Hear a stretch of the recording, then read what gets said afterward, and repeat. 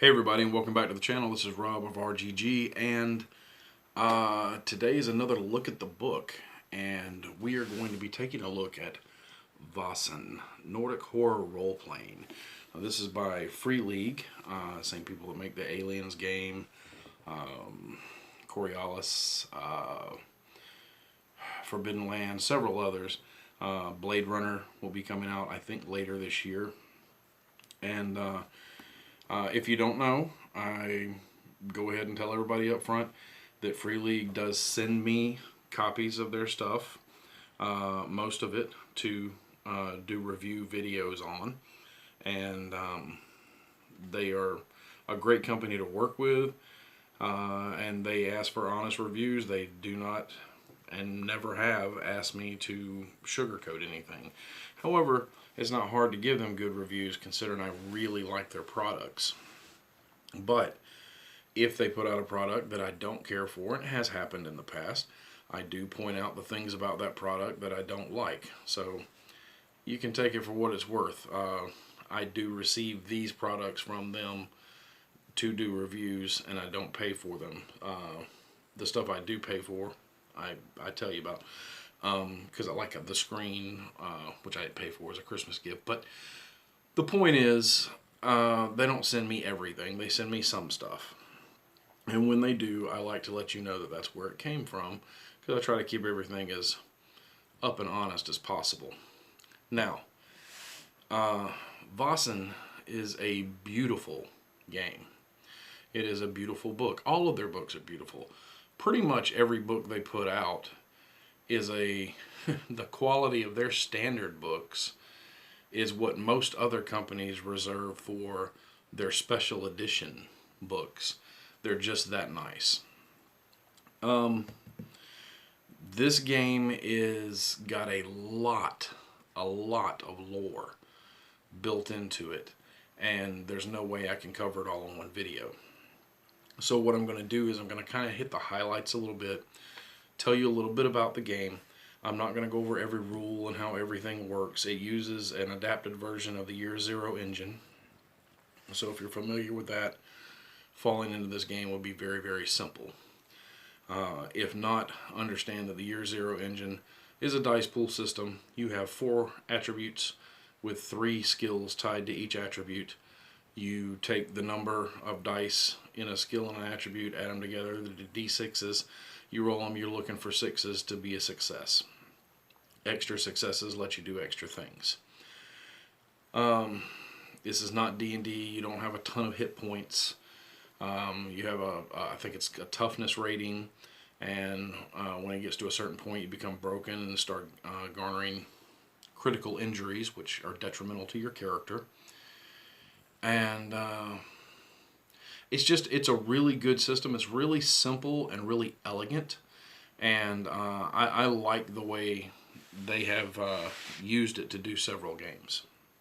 So this game in particular is set in the 19th century, so the 1800s, Scandinavia, and it is Scandinavian folklore, fairies and monsters that they refer to as the Vaesen. And it's not set in any one particular year. There was a lot of things that happened throughout the 1800s and everywhere, but in Scandinavia as well. An industrial revolution happened, wars, so on and so forth. So you kind of take in this game the 1800s in Scandinavia and you meld all that into one ball of wax, basically. So it's not set in a specific time. You kind of pick when and where it's set, but all of these major events are assumed to be happening, because like the Industrial Revolution is, they're chopping down forest, and this is destroying the homes of a lot of Vaesen.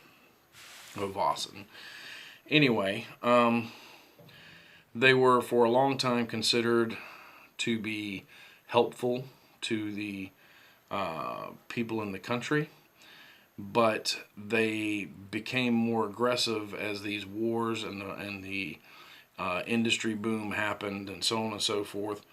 And they are invisible to the human eye unless you're a character who has the sight.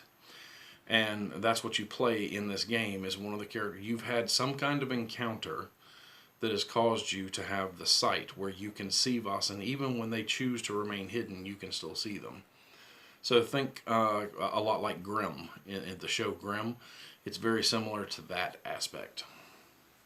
There used to be a society called the Society in Uppsala, which is a city in Scandinavia. That there's a castle there that they operated out of, and their goal was to protect people from Vaesen, any of them that had gotten violent. But the society dispersed about 10 years ago in game terms. And you are all playing characters who, like I said, have had some kind of encounter with a Vaesen, which has caused you to gain the sight and become, if you have the sight, you're what's known as you're a Thursday's children, one of Thursday's children. So you've all come to Uppsala and inherited the castle, basically, and you're given the keys to the kingdom.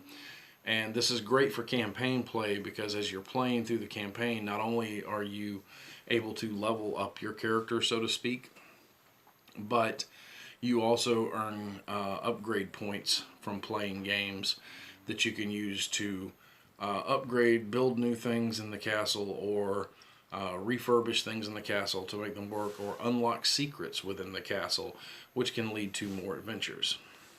It's a really interesting way to set up a campaign, where your home base not only gives you a place to heal and reflect and study and all that, but it also gives you a way to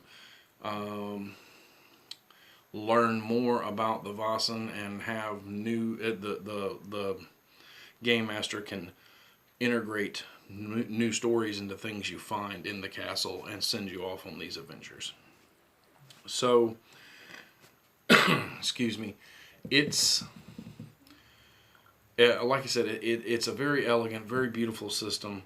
The book is gorgeous, really well made, and I really like it. There is so much lore involved in it, though, that especially as Americans, or at least me as an American, are not familiar with. So I'm having to do a lot of research and reading. And there's no way, like I said, I couldn't cover this all in one video. So I'll probably do some videos in the future that will, deal with different aspects, like the history of the society. Maybe a thing on the history of different Vaesen from the book. Things like that. But this was just kind of to give you a quick overview. You are starting out investigators, think Call of Cthulhu style, but it's not mythos stuff. This is Scandinavian folklore, which there are things in it that are similar to some of our folklore in the aspect of you have like ghosts and werewolves and fairies, but they all have a little bit of a twist because they're from a different era. And then you have a lot of stuff that is not familiar to me, and I have to learn about, and hopefully my players will learn about as we're playing this, because we actually start playing this game next week. So it's fantastic. I've had my eye on it for quite some time. All you need is the book to really play, and a handful of D6 dice. But there are some accessories and some other stuff they've put out, and they sent me some stuff, and we'll be going over that towards the end of the video too. But hey, without any further ado, let's take a look at the book. Alright, here we have this big beautiful book. Comes with the bookmark ribbon, and it weighs in at 231 pages with the character sheet. Alright, we have a preface, an introduction with an example of gameplay, some fantastic art. All of the art in this book is amazing. Introduction to Vaesen, Tells you about the book and the game, where it was inspired from. A section on what are role-playing games. Let's see, Vaesen in a nutshell talks about the Mythic North, having the sight, the fight against the Vaesen, form of the game, the nursery rhyme of Thursday's Children, conflicts and rolling dice. You don't need special dice for this. And the second chapter here is about creating your character, which again, great art. It gives you an overview of character creation. You pick an archetype, you pick an age. Your age is going to determine your attribute points and your skill points. You pick a name, a motivation, what drives you to hunt the Vaesen. You pick a trauma, which is what caused you to gain the sight. And every character is going to have a dark secret as well.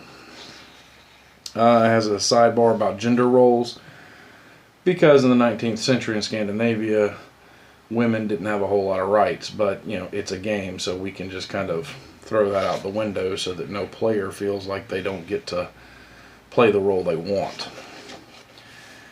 It breaks down talking about your characteristics. You have 4 characteristics: physique, precision, logic, and empathy. And each of those has 3 skills tied to it.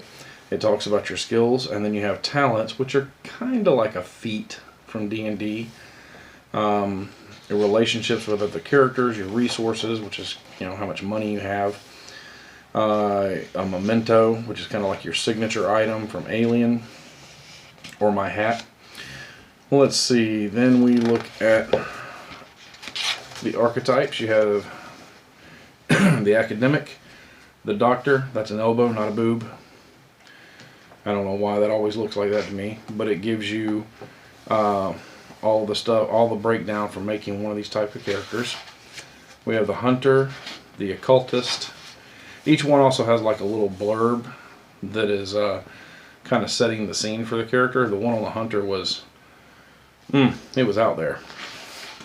Unexpected. Private detective, a servant, a vagabond, and a writer. And then we have another great page of artwork and a section on skills, which is going to break down skill tests and how you do them, which I did in the first part of the video. You can add levels of difficulty. Instead of needing 1 success, which is most of the time, it could be challenging where you need 2, or really difficult where you need 3. Let's see, equipment, extra successes, what you can do with them. And then it has all of the skills broken down, and each skill tells you 1 success grants you a success with using the skill, but extra successes can be spent for these different special things. Like with ranged combat, you can spend an extra success to do an extra point of damage, but you can also use 1 to outmaneuver an enemy where you exchange initiative cards with them, so on and so forth. Alright, let's see, then we get into talents, which is kind of like feats. Like I said, each archetype has a couple of specific talents to it, and then you have a list of general talents at the end of it that anybody can choose from. And so, like I said, the conflicts and injuries section goes over actions in combat and how they work, and how you take damage in combat or deal it out, and what effect injuries have on you, your physical critical injury chart, and your mental critical injury chart. And let's see, special effects of fear, certain Vaesen have that. Poison, falling damage, so on and so forth. A lot of this is basic stuff, equipment and how it works. You find this in most RPGs. Then we have a section on the society and the headquarters, and look at that, that's awesome. And this goes into quite a bit of the history of the first Thursday's Child and the history of the order, of the society, how it was born, how it fell, and how it is reborn with your characters. The society's creed is in here. And then it has rules for using those headquarters in campaigns. Because if you're just playing a one-off, then they really don't matter. But if you're using it for a campaign, it's going to be something very useful. It has the facilities within the castle and how you can upgrade them. Opening different rooms up that have been sealed for a long time, or building new stuff. And then we have a section on Mythic North and Uppsala. The Mythic North, conflicts in Scandinavia. Beautiful map here. And life in the city, other important cities in Europe, Copenhagen, Stockholm, so on and so forth. Life in the country. Then we have Uppsala, science and fairy tales are mixing here. A map of Uppsala and important locations keyed out.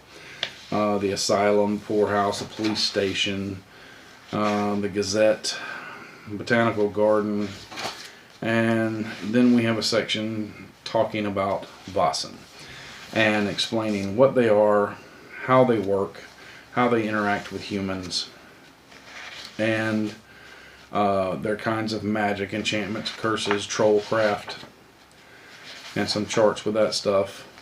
The rules for them, because they don't use the same stat blocks that you do. They simply have might, body control, magic, and manipulation.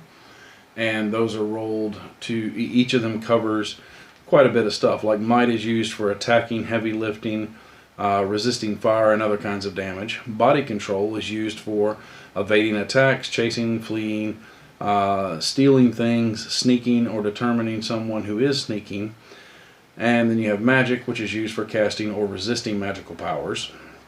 And then you have manipulation, which is used for deceiving or persuading the player characters, or for seeing through their lies. Most Vaesen also have a fear listing, which is the fear check that you have to take when you first encounter them. It tells you how their physical attacks work. We have a list of items of power, like a fairy cross, and has an effect. It gives you a +2 defense against trollcraft, and it has a description of what it looks like. And then we get into the actual Vaesen themselves. You have, each one is listed with their characteristics, their might, body control, magic, manipulation, and fear. What magical powers they have and how they work. This is how you track them in combat. As they're taking conditions, you go from top down. As they're taking conditions, different things are happening. And then, of course, when they're broken, it tells you what happened. Broken is when they're defeated, so to speak. It tells you how much damage they can do with, like this one, with their claws, branches, or using an enclosure. This is Ash Tree Wife. And the only way to truly kill an Ash Tree Wife is to cut down or burn the ash. That's a ritual that has to be performed. And it talks about it over here with a picture and examples of different conflicts that you can put in the game. So that's really cool. We have a brook horse. Each of these has the same setup. We have a church grim, which is just, that's one of my favorite pieces of art from the whole thing, is the church grim. Let's see. Fairies. And they are not Disney fairies. Ghost. Giants. A lindworm. A mar, I think is how you pronounce that. Or mare. Mermaid. Myling. Or myling. The neck. A night raven. A nis, or nissi, I'm not sure, they're kind of like little gnomes. A revenant, sea serpent, Sapertus, trolls, Vatir, werewolves, well, that's a killer piece of art too. A will-o-wisp, a woodwife, And that's the end of that. Then we have a section that has non-player characters at a glance. You've got quick stats basically for soldiers, police officers, doctors, professors, students, farmers, blacksmith, maid, priest, coachman, valet, hunter, a street child, dock worker, merchant, seer, or journalist. And quick traits that you can give them and stats for you to use them on the fly. Because it's most of your combat is probably going to take place with other people. Most of your defeating the Vaesen requires you to figure out what kind of trick or ritual has to be done to sate the Vaesen or defeat them, as opposed to just going in, swinging swords, because that'll just get you killed.